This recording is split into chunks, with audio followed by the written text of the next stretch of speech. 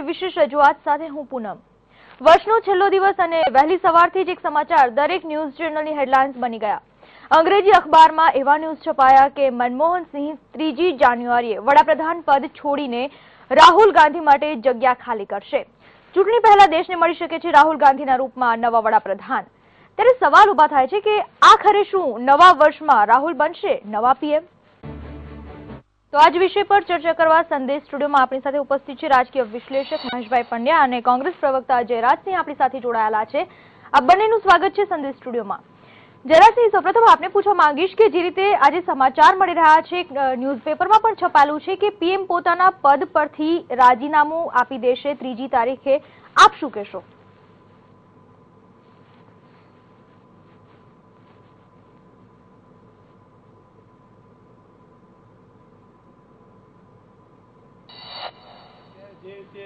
Media TRP ની હોડ ચલાવી રહી છે એના ઉપરથી એવું લાગે છે કે સારામાં સારા જ્યોતિષ તરીકે જો કોઈ હોય તો અત્યારે મીડિયા જ છે। એટલા માટે કે અત્યારે ક્યાંય ત્રીજી જે તારીખે જે કોન્ફરન્સ કરવાની છે, એક બાજુ મીડિયા 17 તારીખે રાહુલજીની ઘોષણા કરે છે એવું પણ મીડિયા જ કહી રહ્યું છે, બીજી બાજુ ત્રીજી તારીખે પણ વડાપ્રધાન તરીકે મનમોહનસિંહજી રાજીનામું આપશે પણ એવું પણ મીડિયા જ કહી રહ્યું છે। એટલે આ બંને વાતો એક મીડિયાની જ ઉપજ છે, એનાથી વિશેષ લાગે છે। આપ શું કહેશો જયરાજસિંહ, શું કદાચ આ વસ્તુ સાચી બને તો તેની કેટલી હદે અસર થઈ શકે છે પક્ષ પર, પક્ષની જે છાપ છે તેના પર?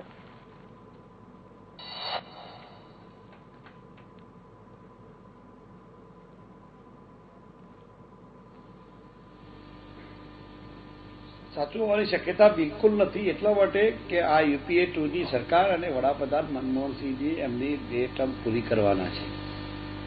સવાલ બીજો કે કોંગ્રેસ પક્ષની આ સંસ્કૃતિ રહી છે। તમે જુઓ, અગાઉ આપના માધ્યમથી તમે બતાવ્યું કે મનમોહનસિંહજીએ કહ્યું હતું કે હું રાહુલ ગાંધીને પ્રધાનમંત્રીમાં કામ કરવા તૈયાર છું ને એક કે એટલે સહયોગ આપવા પણ તૈયાર છું। બીજી બાજુ રાહુલજી એવી જાહેરાત કરે છે કે મનમોહનસિંહ અમારા માટે શ્રેષ્ઠ છે। ત્રીજી બાજુ સોનિયા ગાંધી પણ એવું કહે કે મનમોહનસિંહજી અમારા માટે શ્રેષ્ઠ છે। એટલે આ તમે એક પક્ષની સંસ્કૃતિ અને એની શિસ્ત પણ જુઓ। મધ્યકાલીન યુગમાં જે રીતે બાપને મારી અને રાજા દીકરો રાજા બની બેસતો અને ગુરુનું મારી જે રીતે અત્યારે ચેલા એમની છાતી ઉપર ચડી બેસી વડાપ્રધાનના ઉમેદવાર થઈ ગયા છે, એના કરતા તો આ સંસ્કૃતિ આપને સારી લાગે છે કે કેમ, એ પણ દેશની અને ગુજરાતની જનતાએ વિચારવા જેવું છે। કોંગ્રેસમાં તમે જુઓ છો કે કેટલાય સમયથી જે રીતે ચાલી રહ્યું છે કે તમે થાવ, પહેલે આપ, આ જે વાત ચાલી રહી છે એ વાત તો સુસંસ્કૃત સમાજની નિશાની છે। એમાં મહેશભાઈ પણ એમની પોતાની વાત ઉપર પ્રકાશ પાડશે। જયરાજસિંહ, હજુ સુધી કોંગ્રેસે પોતાના પીએમ પદના ઉમેદવાર ઘોષિત નથી કર્યા। શું લાગી રહ્યું છે કે જો રાહુલ ગાંધીને આ પદના ઉમેદવાર ઘોષિત કરવામાં આવે તો યુવાઓને આકર્ષી શકાય 2014ની લોકસભાની ચૂંટણીને લઈને?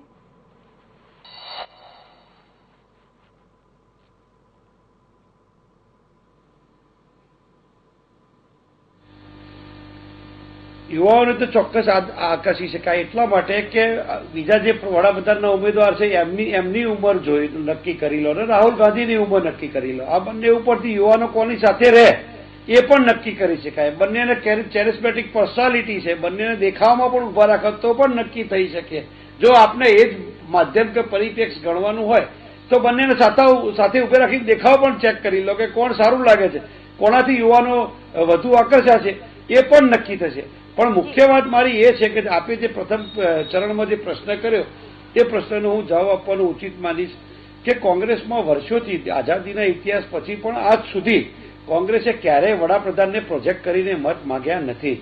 કોંગ્રેસ હર હંમેશ સંપૂર્ણ લોકશાહી પદ્ધતિથી અને લોકોના ચૂંટેલા પ્રતિનિધિઓ કે જેઓ સંસદમાં બેસવાના છે, આ દેશની સૌથી મોટામાં મોટી પંચાયત છે લોકસભા, એટલે ચૂંટાયેલા પ્રતિનિધિઓ પોતાનો પ્રતિનિધિ કે પોતાનો નેતા ચૂંટશે, એના પછી વડાપ્રધાન કોણ બનશે એ નક્કી થશે।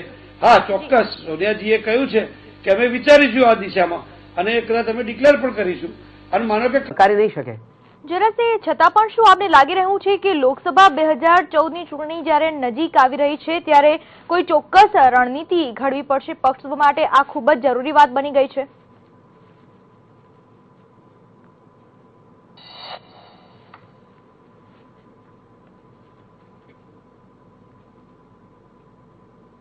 મને નવાઈ એ લાગે છે, સાથે સાથે દુઃખ પણ થાય છે કે 2000ની છેલ્લી જે તમે જુઓ તો 2013માં ઓછામાં ઓછા 10 રાજ્યોની ચૂંટણીઓ થઈ છે.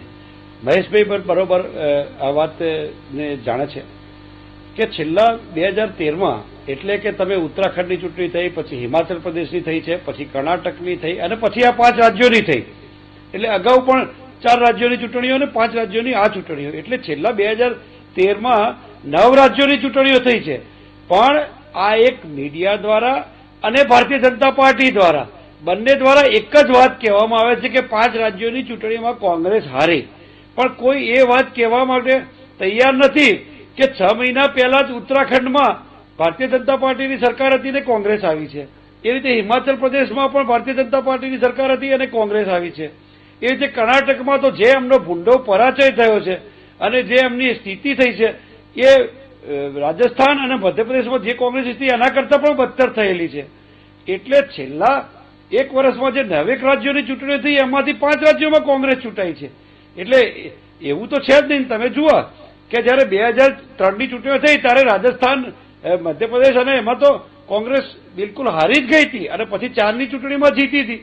એવી રીતે 2008ની ચૂંટણીઓમાં 7 રાજ્યોમાં, અત્યારે જે 5 રાજ્યોમાં હારી છે એ રીતે 2008ની ચૂંટણીમાં 7 રાજ્યોમાં કોંગ્રેસ હારી હતી, જેમાં ઉત્તરાખંડ પણ હતું, હિમાચલ પણ હતું, કર્ણાટક પણ હતું, મધ્યપ્રદેશ પણ હતું, છત્તીસગઢ પણ હતું.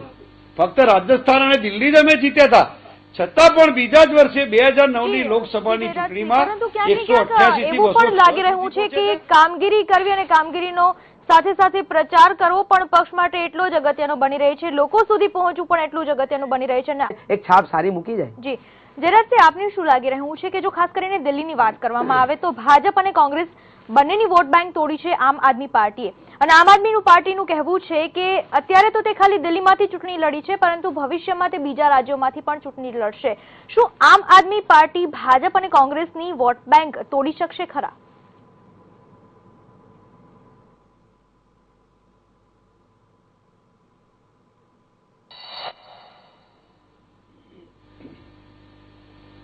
આમ આદમી પાર્ટીની અત્યારે વાત કરીએ તો નયા હોશ છે, નયા જોશ છે એવી વાત છે.